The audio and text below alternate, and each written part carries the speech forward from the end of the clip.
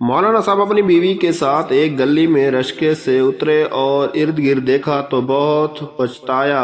چاروں طرف طوائف کے گھر تھے، کچھ طوائف کے گھر کے دروازے پہ کھڑے پان چبا رہے تھے۔ مولانا نے بیوی سے کہا، چلو واپس چلتے ہیں۔ بیوی، یہ کیسی باتیں کر رہے ہیں؟ آپ سارا دن مسجد میں رہتے ہو اور میں گھر میں، اور بچے ہمارے ہیں نہیں، تو پھر کس بات کا ڈر آپ کو؟ مولانا خاموش ہوا۔ اتنے میں ایک نوجوان جو مسجد کی صفائی وغیرہ کرتا تھا آیا۔ مولانا صاحب سے دعا سلام کر کے مولانا صاحب سے بیگ اور صندوق لیا اور ساتھ جانے کو کہا۔ سارا سامان گھر میں رکھ کر مولانا صاحب کو مسجد لے گیا۔ دونوں جب مسجد پہنچے، مسجد خالی پڑا تھا، نماز میں تھوڑا ٹائم باقی تھا۔ مولانا، اس مسجد کا کیا نام ہے؟ نوجوان، نام تو نہیں ہے، بس گلی والے مسجد کے نام سے مشہور ہے۔ نماز کے بعد 6-5 بچے سبق پڑھنے آئے۔ مولانا بچوں کو سبق پڑھانے بیٹھ گیا۔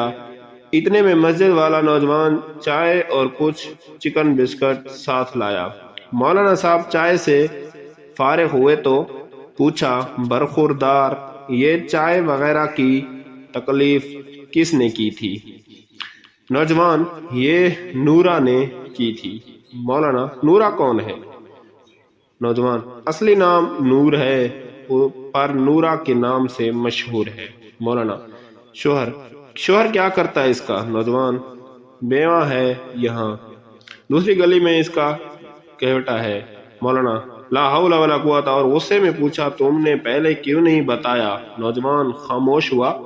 اگلے دن ان بچوں میں سے ایک بہت شور کر رہا تھا۔ مولانا لاٹھی دے ماری تو بچے کے سر پر چوٹ آیا، سر سے خون روانہ ہوا۔ نوجوان نے بچے کو جلدی پٹی وغیرہ کے لیے ساتھ والے کلینک لے گیا۔ جب واپس بچے کو لایا تو بچہ پھر سپارہ پڑھنے میں مصروف ہوا۔ اتنے میں مسجد کے باہر ایک عورت آ گئی۔ مولانا نے پوچھا، کون ہیں آپ؟ عورت نے روتے ہوئے کہا، جی میرا نام نورا ہے۔ مولانا غصے میں بولے، تمہاری ہمت کیسے ہوئی مسجد کے قریب آنے کی؟ اور پھر برا بھلا کہا۔ نورا روتے ہوئے واپس چلی گئی۔ نوجوان نے مولانا صاحب سے کہا، مولوی صاحب، اصل میں نورا کو اپنے بچے کے بارے میں پتہ چلا تھا، اس لیے روتے ہوئے یہاں آئی تھی۔ مولانا خاموش ہوا۔ کچھ دنوں بعد مولانا صاحب نوجوان سے کہہ رہا تھا کہ ہم میاں بیوی حج کے لیے تیاری کر رہے ہیں، جب ہم چلے جائیں گے تو مسجد کا خیال رکھنا۔ دوسرے دن نوجوان نے مولانا صاحب سے کہا، مولوی صاحب، آپ حج کے لیے 2 نہیں 3 ٹکٹ لے لیں۔ مولانا نے مسکراتے ہوئے کہا، لگتا ہے کافی سارے پیسے جمع کیے ہیں تم نے۔ نوجوان بولا، جی میرے لیے نہیں۔ مولانا بولا، تو کس کے لیے؟ نوجوان بولا، وہ جی نورا کے لیے۔ مولانا کو پھر غصہ آیا اور کہا، پتہ ہے حج کے لیے کون سے لوگ جاتے ہیں؟ نوجوان خاموش رہا۔ کچھ دنوں بعد مولانا صاحب بیوی کے ساتھ حج کے لیے چلے گئے۔